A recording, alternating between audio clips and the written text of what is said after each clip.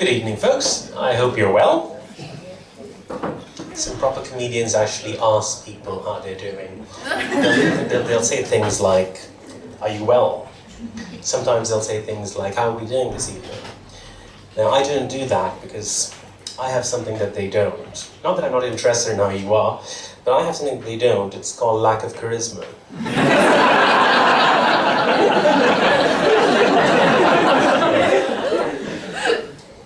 Now, I'm a psychiatrist, I do a bit of neuroscience, but this is the Festival of Ideas. So I thought, I'd like to look a little bit at the more humanitarian side of science. And science is an impartial, noble endeavor. Unfortunately, it's largely carried out by scientists who largely happen to be human, if you stretch the definition a little bit. And humans are all about stories. Facts are useful, facts are interesting, facts are often done inconvenient and they get in the way of stories. And to remind us of this, our Lord Jesus Christ periodically appears in baked goods. Now,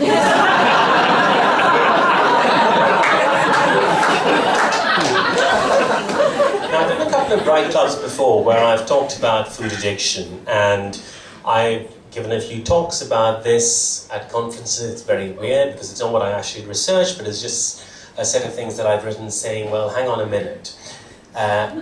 Is this really true? And it's a bit odd because I feel like a charlatan going on a bit of a lecture tour to a symposium where somebody says, we've got somebody here talking about snake oil. In the interest of balance, could you come and say that snake oil isn't a very good thing? So that always feels like being a bit of a fraud. And I realize that it makes no difference going on about the science of it, and I'm going about it completely the wrong way. And this article I came across a couple of weeks ago illustrated the fact that actually we need to go for the story. Now this is a story entitled, it's actually an article, How Oreos Work Like Cocaine. Oreos are cookies. So, this guy's got a great opening paragraph. The rat stands in a plastic maze. At the end are two rooms, each decorated in their own unique, gaudy fashion. The rat knows them both. He has received injections of morphine or cocaine in one, and a saline placebo in the other. He has learned to prefer the drug room.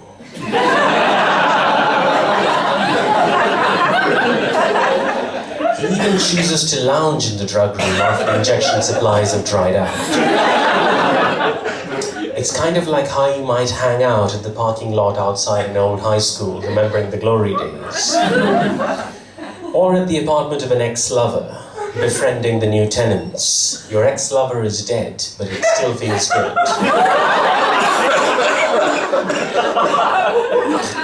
This paradigm is called conditioned place preference. Now, I think after you've got an opening like that, you're not going to listen very much to the rest of what's going on. You're just grabbed by the story. But I thought this guy could do a little bit more. So I've given it a stab at sort of, fleshing it out a bit more. Have a listen, let me know what you think. The rat stands in a plastic maze. He has lost track of the number of times he has been here. Wasn't he just here this morning? Or was it yesterday? Time has no meaning here, it all bleeds into a seamless continuum. But valiantly, for his own sake, he tries to hold on to a sense of a yesterday, that he came from to today, on his way to a tomorrow. He hopes he has heard stories of what's happened to rats in these cages before. At the end are two rooms, each decorated in its own unmistakably unique, gaudy fashion. The rat knows them both. He has been there so often that he no longer sees where he goes. He merely enters a memory of one room or the other. Inside one room, he has received morphine or cocaine. In the other, he's got injections of a saline placebo. The rat has learned to prefer the drug room. For while there is nothing for him here in this plastic world, he can choose not to be given more of it. He even chooses to lounge in the drug room after the injection supplies have dried up. It's kind of like how you might hang out at the parking lot outside of an old high school, remembering the glory days, says the scientist.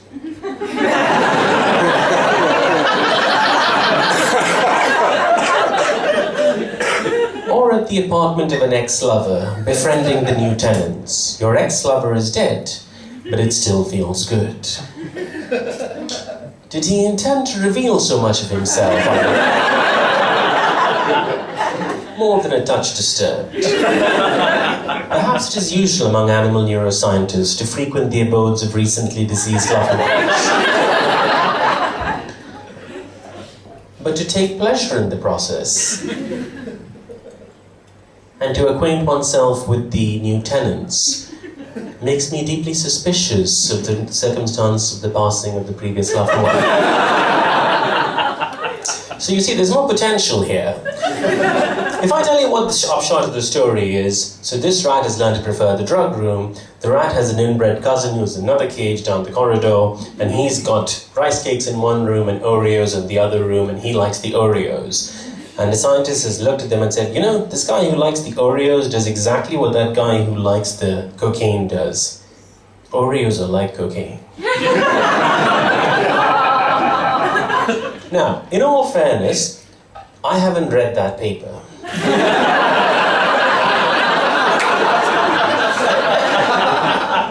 But in my defense, that's because it's not been published. Okay, so the story is out there before the experiment actually is. So now that's a little story and it grabs you. So I want to just see, you know, what if we go for a slightly bigger story? So I'm going to read you an article. Well, I'm not going to read you a whole article. It's going to make for a slightly dry set, and I'm going to run out of time. I'm going to read you a bit of an article from a dermatology journal, and this is talking about the dangers of tanning. And again, it's got a very arresting first paragraph. The cause of beauty and the fickle nature of fashion have claimed many sacrifices in health and well-being, and may have found their tour de force dragging multitudes back and forth in a love-hate relationship with the sun. This is about tanning. Presently, as the tan is redefined to represent a life of leisure rather than day labor outdoors, the same devotees endure blistering sunburns and die of cancer in their 20s. Now that's an arresting paragraph. The next thing you need is, you've got to have an epidemic. Because epidemics are like car crashes that somebody tells you about. You know, there's a macabre sense of fascination even though you don't know what's happening. So here there's an epidemic of skin cancer. 200,000 skin cancer, 60,000 deaths from skin cancer every year. Ta-da, there's an epidemic. So now they've looked at some of these people who like tanning, and they found that certainly a lot of them seem to have some difficulties with tanning. They keep going to tanning salons even though they know that it's not good for them. They cancel other appointments to go to tanning salons. They get nervous if their tans are starting to fade. They really get a kick out of going to tanning salons. So it looks like there's a group of people who seem to have some difficulties regulating their tanning. Now that doesn't make sense to most of us who may not do that. Apologies if you do. But if you're trying to make sense of some odd behavior like that, how do you make sense of it? What comes to mind if I tell you about people who can't give up their tanning beds? Oh, yes. Okay, cool. How would you describe those people? Addicted. Now, if the beautiful lady in the front seat will just read the title of that article for me. Tanning as a behavioral addiction. Tanning is a behavioral addiction. Ta-da! There's the story. It all makes sense now. Thank you very much. So, I'm just going to do a little test with all of you, and we'll finish on it. This is an experiment, and you're all going to be an experimental group. Like all experimental groups, I'm going to make assumptions about the group. Thank you very much. The assumption I'm making about the group is that everyone in this room has at some point had a romantic relationship with someone or something. And if you haven't, it's because you've chosen it that way.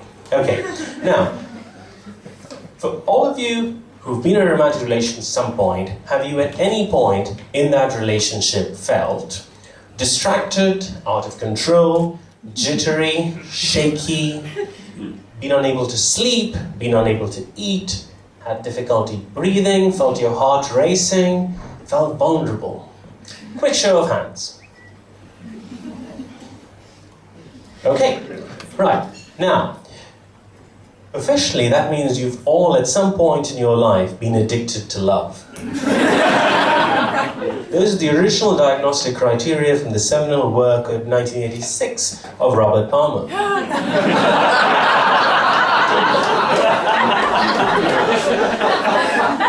we've got a condition you've all suffered from. Okay, so there's a syndrome. Now, quick show of hands if at some point you've had your heart broken. Now from where I'm standing, ladies and gentlemen, that looks like an epidemic. Thank you very much.